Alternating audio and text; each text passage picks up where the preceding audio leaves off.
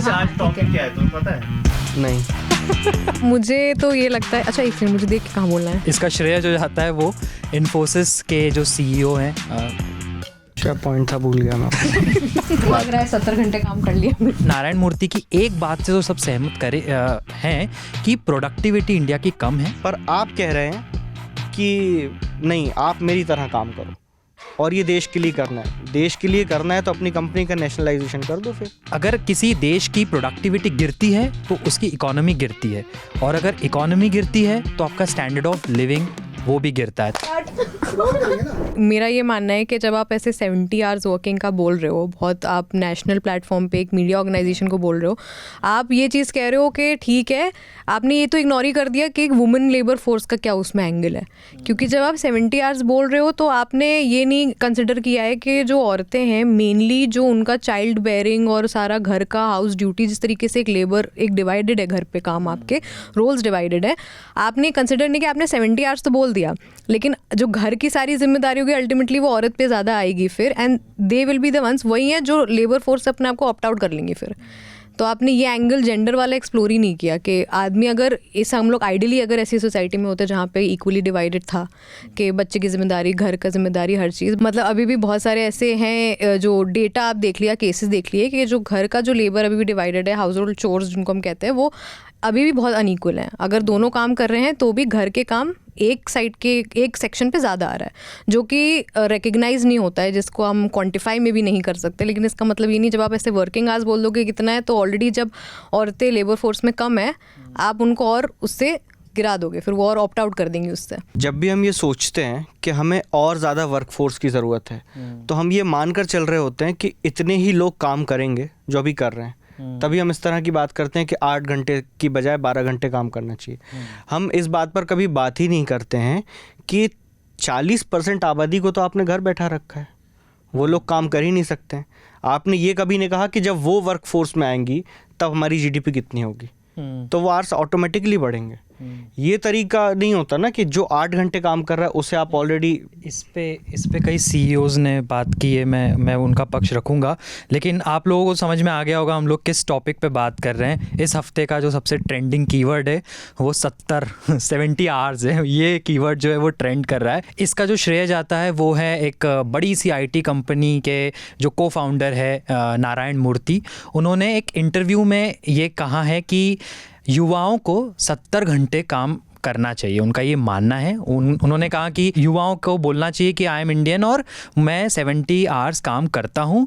और उन्होंने इसका कारण बताया है, उनका ये मानना है कि अगर हम ज़्यादा घंटों तक काम करेंगे तो देश की प्रोडक्टिविटी यानी उत्पादकता है वो बढ़ेगी, और इसके बाद ही हम बाकी जो डेवलप्ड नेशंस है जैसे जर्मनी, जापान, उन्होंने यही उदाहरण दिए, तब जाकर हम उनको कम्पीट कर पाएंगे। अब यहाँ पे तो मेरे ख्याल से नारायण मूर्ति की एक बात से तो सब सहमत करे हैं कि प्रोडक्टिविटी इंडिया की कम है और इंडिया को प्रोडक्टिविटी बढ़ानी है।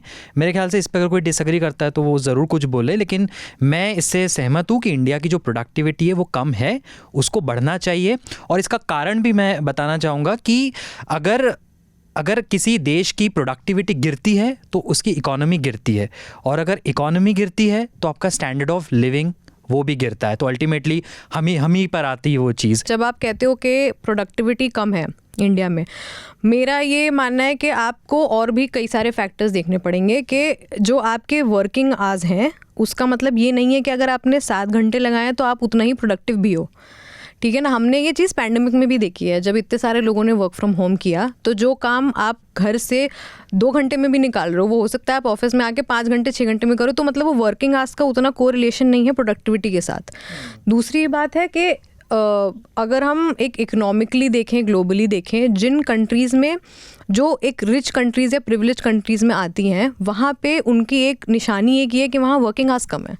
इंस्टेड ऑफ वर्किंग आवर्स मतलब ज़्यादा होने के बजाय, जहाँ पे अगर कंट्री एक रिच है और अच्छे उनकी डेवलपमेंट है, इकोनॉमिक प्रोग्रेस है, तो उनके वर्किंग आवर्स कम होने चाहिए इनफैक्ट। तीसरा ये है कि इंडिया देखा जाए तो I think international labour organization जो है ILO, उसके हिसाब से भी 7th आता है वीकली एवरेज एक जो वर्किंग आवर्स का है उसमें। पहले मैं यही बात कर लेते हैं कि 70 घंटे जो बात कही है उससे आप सहमत है? नहीं है तो क्यों नहीं? I don't agree to it. I mean अगर आप देखेंगे कि स्कूल टाइम से ही you are prepared to become this animal और अ मशीन जो एक्स्ट्रा आवर्स पुट इन करे आपके काम में, जो एक्स्ट्रा डेडिकेशन दिखाए. I mean you are trained like a lab rat to become that person. And you know as a generation हम कहीं ना कहीं उस चीज़ को रिक्लेम कर रहे हैं. You know, like trying to build that work-life balance, you know, trying to put in activities in your life. So, I mean, it is a huge thing to unlearn. So, हमारे लिए as a, like, for me, when he said 70-hour work week, I was like, ठीक है.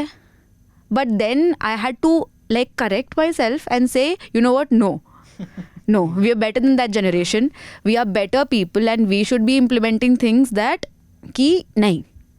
There needs to be a check even when we have kids. हम भी like हम अपने next generation को बोले कि यू नो व्हाट, बैलेंस करो, पढ़ाई भी बैलेंस करो, खेलना भी बैलेंस करो, दोस्तों के साथ मिलना भी बैलेंस करो. ये नहीं कि जब हमारे पेरेंट्स बोलते थे ना कि खेलने जा रहे हो, इस टाइम पे तुम पढ़ाई कर सकते थे. 2 घंटा तुमने खेलने में वेस्ट किया बट तुम इस टाइम पे पढ़ाई कर सकते थे. सो एज एन अडल्ट मेरे दिमाग में भी अब वही चलता है. When I watch 2 hours of Netflix, मेरे दिमाग में ये चलता है कि यू नो इस 2 घंटे में मैं कुछ प्रोडक्टिव कर सकती थी. But that comes at a cost and that cost is our mental health. एक चीज़ मैं कहना चाहूँगा कि हमें थोड़ा ये डिकोड करने की ज़रूरत है कि ऐसी बातें क्यों बोली जाती हैं. जब हम इस सोसाइटी को लेकर कोई बात कह रहे होते हैं तो उस वक्त सबसे ज़रूरी होता है कि हमें अपने प्रिविलेजेस का एहसास है कि नहीं, कि हम किन प्रिविलेजेस की कॉन्शियस में वो बात कह रहे हैं. एक CEO का 70 घंटे काम करना भी बिल्कुल मैं नहीं मानता कि उसे भी करना चाहिए, पर अगर वो कह रहा है तो उसके लिए वो काफ़ी आसान है कहना. ज़रा देखिए जो लोग हमारे लिए फूड डिलीवर करने आते हैं, आप इमेजिन करिए उस इंसान से आप कहिए कि वो दिन में 14 घंटे बाइक चलाए, तो क्या वो चला सकता है हफ्ते में 70 घंटे बाइक? जिस रैपिडो से हम घर जाते हैं या जो ओला कैब ड्राइवर हैं या जो दीदी हमारे यहाँ काम करने आती हैं, हाउस हेल्प करने आती हैं, वो लोग नहीं कर सकते हैं. तो ये कहीं ना कहीं एक प्रिविलेज है, क्योंकि आपको कहीं ना कहीं लोगों को गाइड करना है. 70 घंटे लोगों को गाइड करना और 70 घंटे एक्चुअल काम करना, इन दोनों चीज़ों में बहुत फ़र्क होता है. हो सकता है कई यूथ भी उनका समर्थन करें, क्योंकि उन्हें ये लगता है कि जो 8 घंटे वर्किंग का जो नियम है ना, ये कॉरपोरेट ने हमें ऐसे ही दे दिया है, ऐसे ही नहीं मिला है कुछ भी. इंडस्ट्रियल रेवोल्यूशन जब आया था तो सबसे बड़ा कंसर्न यही था कि इंसान भी मशीन बन चुका था और उसकी लाइफ में एंग्जाइटी आई थी. फिलोसोफर्स ने, एक्टिविस्ट्स ने, ट्रेड यूनियंस ने एक लंबी लड़ाई लड़ी है, दशकों लड़ाई लड़ी है कि आपको 8 घंटे के बाद घर जाने को मिले. बहुत सारी छोटी छोटी चीज़ें भी रहती हैं, जैसे 8 घंटे की आपकी शिफ्ट है लेकिन कोई उसके ऑफिस से 2 घंटा दूर रहता है या 1 घंटा भी दूर रहता है, तो आप समझ लीजिए 10 घंटा तो आप उसी में उलझे रह गए. और जो आप ट्रैफिक में फंसते हैं वहाँ भी आपका दिमाग तो पूरा परेशान ही हो जाता है. तो कितना ज़्यादा स्ट्रेस है किसी एक पर पड़ सकता है. और इसमें दिलचस्प बात यही है जो हम पहले बात कर रहे थे कि ये सारी चीज़ें मालिकों और बॉस की तरफ से ही आती है. कि एक को फाउंडर ने बोला है, इनको सपोर्ट करने वाले कौन है? टेक महिंद्रा के CEO, उन्होंने सपोर्ट किया. JSW ग्रुप के चेयरमैन है, उन्होंने सपोर्ट किया. ओला के भावेश अग्रवाल है, उन्होंने सपोर्ट किया. तो बेसिकली कोई एम्प्लॉयज़ की तरफ से या उस तरफ से कोई नहीं ये बात करता है कि यार ऐसा बढ़ना चाहिए ये घंटे. उनको अपना वर्कफोर्स बढ़ाना नहीं है, बट जो लोग काम कर रहे हैं उनको मतलब उनको और like squeeze them more, like just want to squeeze more out of them without even probably not even paying them enough. लेकिन सिद्धार्थ, जो आप बात कह रहे थे ना कि इंडिया में बेरोज़गारी दर भी तो कितनी ज़्यादा है, अगर आप सबको वर्क फोर्स में ले आएंगे तो आपकी प्रोडक्टिविटी ऑटोमेटिकली बढ़ जाएगी. तो ये मेरा पक्ष नहीं है, लेकिन जो ये CEOs हैं इनकी तरफ से ये बोला जाता है कि अगर हम जितने ज़्यादा लोगों को नौकरी देंगे तो हमारी लागत बढ़ जाएगी, तो प्रोडक्ट का कॉस्ट बढ़ जाएगा, फिर महंगाई बढ़ जाएगी. वो आपको एक इकोनॉमिक्स में फंसा देते हैं. तो इस पर फिर आप इसको कैसे देखते हैं? कहीं ना कहीं आपने जो बजट डिसाइड कर रखा है, कितना आपने सोच रखा है कि आप फॉर एग्ज़ाम्पल 90% आप प्रॉफिट कमाएंगे, ये किसने डिसाइड किया? हमारे एग्रीमेंट के बिना कि आप कितना परसेंट वर्कर्स को देंगे और कितना परसेंट मार्जिन आपका होगा, ये आपने खुद से डिसाइड कर लिया. 2 तरह के लोग होते हैं, मैं उनको गलत नहीं कह रहा हूँ. कुछ लोगों के ज़िंदगी का मकसद यही हो सकता है कि मेरी ज़िंदगी का यही मकसद है कि मैं आईटी की फील्ड को ग्रो करूँगा, अपने बिजनेस को ग्रो करूँगा, और मुझे किसी चीज़ से मतलब नहीं है। पर अगर मैं बिज़नेस ना करके एक जॉब कर रहा हूँ तो मैंने वो ज़िंदगी अपने लिए नहीं चुनी। मैं एक ऐसी ज़िंदगी चाहता हूँ कि मैं 8 घंटे यहाँ नौकरी करूँ, फिर मेट्रो पकड़ के मंडी हाउस जाऊँ, वहाँ प्ले देखूँ, फिर कुछ बढ़िया सा खाऊँ जामा मस्जिद में, फिर अपने घर जाऊँ। आप कौन होते हैं मुझ पे इम्पोज करने वाले कि मैं 18 घंटे काम करूँ? ये मेरी एक दिक्कत है। जैसे कि सिद्धार्थ ने बोला, इस पे मुझे ये ऐड करना था कि बेसिकली जो ये भी जिस बारे में बोल रहे हैं वो अल्टीमेटली ये है कि आपका गोल होना चाहिए होलिस्टिक डेवलपमेंट, कि आप जिस कंपनी में काम करते हो उसका मार्क एज एन एक्सेप्टिंग या प्रोग्रेसिव कंपनी तभी है जब वो आपके प्रोफेशनल ग्रोथ के साथ साथ आपकी पर्सनल ग्रोथ को भी उतनी इंपॉर्टेंस दे। कि मतलब आपको रोबोट मशीन बनाना है तो फिर आप वही उसी को या बना लो फिर अपने अपने क्यूबिकल्स में, बट जब आप इंसानों को एम्प्लॉय कर रहे हो तो उनके और भी राइट्स हैं, जो इसने भी कहा, जैसे कि यूनियन इतनी पूरी हिस्टोरिकली फाइट चलती आई है, वो सब भी है। दूसरा एक चीज़ हमें ये भी समझनी है कि जो हम लोग इस कंट्री में रह रहे हैं जहाँ पे 40% से ऊपर जो आबादी है जो 25 साल के ऊपर के लोगों की वो अनएम्प्लॉयड है। तो जब आप ऐसी जगह ऐसे आप कंट्री में रह रहे हो और आप अगर बोलते हो कि नहीं आपको 70 घंटे काम करने हैं, मुझको ये लगता है कि थोड़ा सा काउंटर प्रोडक्टिव भी है।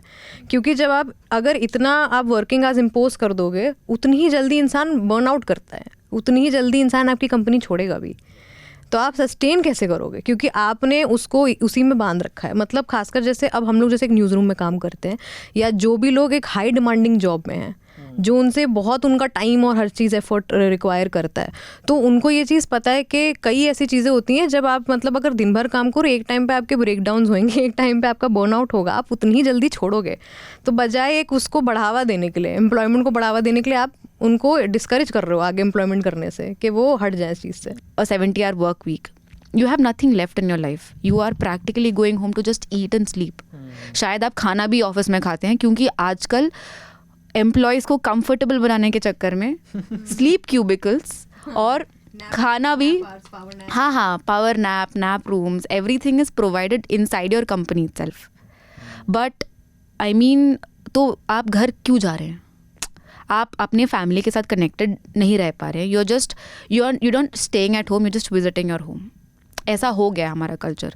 तो आई थिंक वीकेंड पे भी you want to spend after you're working, after you do your leisure activities, maybe going for a football game, maybe doing a dance class, or maybe going for a theater thing.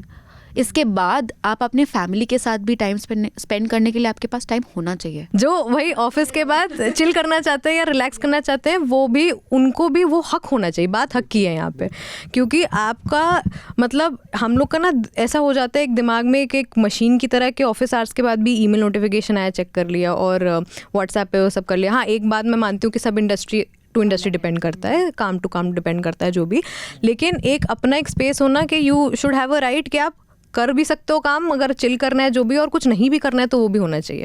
और ये बहुत ज़रूरी है ये बात, क्योंकि कई बार जब मुझे ये प्रोडक्टिविटी गिल्ट होता है तो मैं अपने आप को रिमाइंड करती हूँ कि जितना ज़रूरी है आपके काम करना, काम में अपना पूरा 100% देना, उतना ही ज़रूरी है ऐसे ऐसे टाइम पीरियड्स होना जहाँ आप कुछ भी ना कर रहे हो, जहाँ आपको ये सोसाइटी के प्रेशर से एक लिव अप टू करने वाली बात होती है ना कि आपको एक फ्राइडे नाइट को यही करना है, सैटरडे को जाना है तो यही करना है, क्योंकि सब आपके आसपास वही कर रहा हूँ। सोशल मीडिया के साथ तो अब ये है भी बहुत चीज़ के एक हो जाता है, आप कंपैरिजन करते हो, सब कुछ है, लेकिन एक बीच बीच में ऐसे पीरियड्स होना जहाँ आप कुछ भी ना कर रहे हो, वो मुझे लगता है आपकी मेंटल हेल्थ और प्रोडक्टिविटी के लिए ज़्यादा बेहतर है। कंपैरिजन दिमाग में आया कि जैसे हम बचपन में ट्रिप्स पे जाते थे ना पेरेंट्स के साथ, तो 2 दिन के ट्रिप में वो सब घुसा देते थे। But now as adults when we are controlling the trip, हम बस 2 दिन जाते हैं और चिल करते हैं, हम कुछ नहीं करते, हम कहीं नहीं जाते हैं, बिकॉज वो 2 दिन हमें we need a break from that daily routine. We need a break from your laptop, your mails, all of those things, maybe sometimes from your parents. But I mean, you just want to lie down and just chill. Shayad there are people who might even just take an Airbnb in Delhi and just chill for 2 days. So it's a difference na ki as we are growing, we have like realized कि हमारे लिए बस chill करना और कुछ ना करना इतना इम्पोर्टेंट हो गया है that we have started planning our trips also around it. एक लाइन में अगर समेटे तो आप जीवन के लिए काम कर रहे हो काम के लिए नहीं जी रहे हो बेसिकली। अगर एक लाइन में डिपेंड करता है। मैं ये कहना चाहूँगा कि कुछ लोगों ने वो जीवन चुना है कि उनका जीवन ही काम है, लेकिन प्रॉब्लम इस बात से कि वो ये मान के चलते हैं कि सभी को ये करना चाहिए। वो ये मान के चलते हैं कि ये इसने कोई स्टार्टअप इसलिए नहीं किया है क्योंकि ये कर नहीं पाया और मैं थोड़ा सा ज़्यादा काबिल हूँ, तो अब मैं इसको बताऊँगा कि कैसे आप भी वही करिए। हमने ये ज़िंदगी चुनी है कि हम 8 घंटे काम करना चाहते हैं। और दूसरी बात यह है कि हमारे देश में आमतौर पर एम्प्लॉयज़ को स्टेक्स तो दिए नहीं जाते कंपनी के, तो मुझे तो 0.0001 मुझे यानी कि सभी एम्प्लॉयज़ के बिहाफ में मैं बोल रहा हूँ 0.001% भी शायद उसका नहीं मिल रहा जितना आप महीने में कमाते हैं। सारा पैसा आप ले रहे हैं, मेरी तरफ आप थोड़ी सी चिल्लर फेंक दे रहे हैं। उसके बदले में मैं क्या मांग रहा हूँ कि आप मुझे लेबर राइट्स दीजिए। मुझे वो पैसा नहीं चाहिए, जितना मिल रहा है उसमें मैं खुश हूँ। मुझे आप लेबर राइट्स दीजिए और मैं अपनी बाकी की ज़िंदगी जी सकूँ वो भी दीजिए। पर आप कह रहे हैं कि नहीं आप मेरी तरह काम करो और ये देश के लिए करना है। देश के लिए करना है तो अपनी कंपनी का नेशनलाइजेशन कर दो फिर। 2 फैक्ट्स मुझे याद है, मैं बस वो रखना चाह रहा था कि एक तो 20वीं शताब्दी का एक एग्जाम्पल है जो फोर्ड मोटर्स थी कंपनी है, और उसके जो मालिक हैं फोर्ड, उन्होंने तब ये किया था कि जो वर्किंग वीक थे वो 5 दिन कर दिए थे, क्योंकि तब तो 7-7 दिन भी काम होता था। उन्होंने बिना सैलरी को कट की 5 दिन पे वो लेकर आ गए थे वीक वर्किंग डेज़ को, और सरप्राइजिंगली हुआ कि उनका प्रॉफिट बढ़ा, उनको कोई नुकसान नहीं हुआ। और साथ ही साथ उनका जो कई सारी कंपनी में पहले फैक्ट्रीज़ में बहुत सारी दुर्घटनाएं बहुत ज़्यादा होती रहती थी, कोई गिर गया, कुछ विस्फोट हो गया, कहीं कुछ शॉर्ट सर्किट, उसमें लोग मर भी जाते थे कई बार, तो वो दुर्घटनाओं में बहुत ज़्यादा कमी आई। तो ये एक बहुत ही अच्छा उन्होंने, मतलब पहली बार ये कि किसी सीईओ या किसी मालिक की तरफ से एक अच्छा एग्जाम्पल पुट किया गया। ऐसे ही एक केलॉग्स जो कॉर्नफ्लेक्स बनाता है, उन्होंने भी यही एक करा। उन्होंने तो ये कर दिया कि 8 घंटे से घटा के 6 घंटे कर दिया था एक टाइम पे। तो सेम उनके साथ भी ये, उनके प्रॉफिट पे कोई बहुत ज़्यादा असर नहीं पड़ा, और दुर्घटनाओं जो केसेस होते थे ऐसे एक्सीडेंट वो भी कम हो गए। तो ये भी एक अच्छा, हाँ एक चीज़ मुझे ऐड करनी थी कि नारायण मूर्ति ने अपने स्टेटमेंट में जापान और जर्मनी का एग्जाम्पल दिया है। वो मुझे लगता है आपको उसको समझने के लिए थोड़ा और हिस्टोरिकली पढ़ना पड़ेगा, उसमें एक पूरा कॉन्टेक्स्ट है। क्योंकि उनके जो एक इकोनॉमिक प्रोग्रेस है वो इसलिए नहीं आया था कि उनके आर्स बढ़ गए थे, वो इसलिए आया था क्योंकि और भी बहुत सारे फैक्टर्स हो गए। उनके पर कैपिटा इनकम भी उतनी बड़ी थी, उनके एक ग्लोबल कॉन्टेक्स्ट में भी कई सारी चीज़ें हुई, डोमेस्टिक पॉलिसी से आया जो भी चेंज, और इकोनॉमिक प्रोग्रेशन और भी कई चीज़ों की वजह से मतलब हुआ था। तो वो सिर्फ इसीलिए नहीं था कि घंटे बढ़ गए उनके काम के तो उनका आउटपुट बढ़ गया और उनका प्रोग्रेस हुआ। तो जब आप इंडिया के उस पर बात करते हो, आपको हर चीज़ जब आप वेस्ट से लेते हो या यूरोप से लेते हो, जैसे भी, आपको इंडियन कॉन्टेक्स्ट में देखना पड़ेगा। आपको यहाँ की पॉपुलेशन, यहाँ का जेंडर गैप, यहाँ का अलग अलग जो सेक्टर्स हैं, इकोनॉमीज़ है, आपको सब एक मद्देनज़र रखते हुए देखना पड़ेगा कि वो ऐसे स्टेटमेंट्स फिर कैसे इम्पैक्ट कर रहे हैं। एक और चीज़ ये है कि उन्होंने जर्मनी जापान से जो कंपैरिजन किया है, जिसमें उनका मानना था कि वर्ल्ड वॉर 2 के बाद बहुत ज़्यादा नुकसान हो गया था, तो वो बात एक ठीक है। लेकिन और ये बात सच है कि तब वर्किंग आवर्स भी वहाँ के बढ़े थे, लेकिन ग्रेजुअली तो उन्होंने आज कम कर लिए हैं। जो जापान है, जो चाइना है, वहाँ पर अब मैंने देखा भी था, आंकड़ा एग्जैक्टली मुझे याद नहीं है, लेकिन ऐसा कुछ है कि 2000 घंटे सालाना चीन में अब 2000 घंटे से भी वो नीचे आ गए हैं, इसके आसपास है। और इंडिया जो है वो 2000 घंटों से ऊपर है। मतलब मुंबई का कोई आंकड़ा बताता है कि 2500 घंटा काम करते हैं एक साल में लोग, और ये बहुत ज़्यादा है, ऑलरेडी बहुत ज़्यादा है। तो अगर चीन, जापान, जर्मनी ने आगे, तो अब उनके वर्किंग आवर्स कम भी हुए हैं। एक और मैं आपसे क्वेश्चन सबसे पूछना चाह रहा था कि अगर आपके पास ऐसा कोई एग्जाम्पल हो कि यहाँ से पहले जहाँ भी आप काम करते थे, अगर वहाँ पे आपको 6 डे वर्किंग था या 7 डे हो, तो पता नहीं, तो ऐसा अगर किसी के पास कोई एग्जांपल हो और वो कंपेयर करना चाहे इसको, जैसे मैं अपने से ही शुरू कर देता हूँ। जैसे मेरे यहाँ पर जहाँ अभी हम काम करते हैं, वहाँ पर 6 डे वर्क करते हैं और ऑल्टरनेटिव वीक पर हमको 2 ऑफ मिलता है। एक हफ्ता हम 6 दिन काम करते हैं, एक हफ्ता हम 5 दिन काम करते हैं। पहले जहाँ मैं था वहाँ पे मैं 6 दिन काम करता था, ठीक है। लेकिन अब जब मैं वहाँ से यहाँ आया हूँ, अब मैं तो चाहता हूँ मैं हर हफ्ते मुझे 2 दिन का ऑफ मिले, लेकिन कंपेयर जब मैं इसे करता हूँ तो मुझे बहुत ज़्यादा रिलैक्स फील होता है। I can snitch on my last place, I don't mind, because it's shut down. And you know why? Because they were a very toxic workplace. Yeah. I mean, at my last workplace, we had 15-hour shifts. On paper, 9 घंटे का shift था, but they had very few people.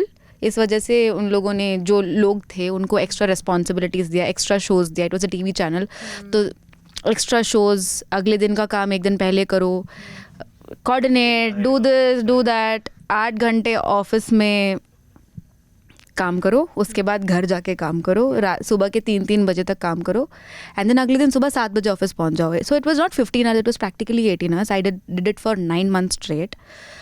I've had breakdowns inside the office. I was on a, I mean, ये बीच में जब Covid का second wave चल रहा था तब most of my team members were falling sick, and उस बीच में हमारे पास छुट्टी भी नहीं था. Like we didn't have week offs.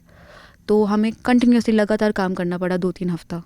And उसमें we were going on a self destruct mode because we didn't know what to do. हमें पता नहीं था कि क्या करना है. कुछ जॉब्स भी ऐसे होती है, जैसे न्यूज़ है या खासकर सोशल मीडिया का जो काम है, तो ये 24/7 वाला काम हो जाता है कि आपकी शिफ्ट भी जब एंड हो गई है उसके बाद भी आपको रात में अपडेट्स आ रहे हैं कि आपको कल के लिए कुछ निकालना है, रात में भी कुछ निकालना है, या फिर आपको कुछ ना कुछ, तो you have to constantly be alert. तो ये सारी जॉब्स में वो एक जो लाइन होती है बिटवीन कब आपकी शिफ्ट एंड हो रही है कब नहीं, वो भी बहुत वो है, अनक्लियर है. और दूसरा मुझे लगता है कि जो ओनस है ना, कि ये सारी चीज़ें सेट करना इन प्लेस, वो हमेशा एम्प्लॉयर की ही जिम्मेदारी होती है कि वो ये चीज़ लिख करके दे और ये चीज़ बताए कि हाँ ठीक है, वीकेंड पे कॉल्स अलाउड नहीं है. ये बहुत नॉर्मल है. कई लोग ये आपको कहते दिख जाएंगे कि मैं 16 घंटे काम करता था.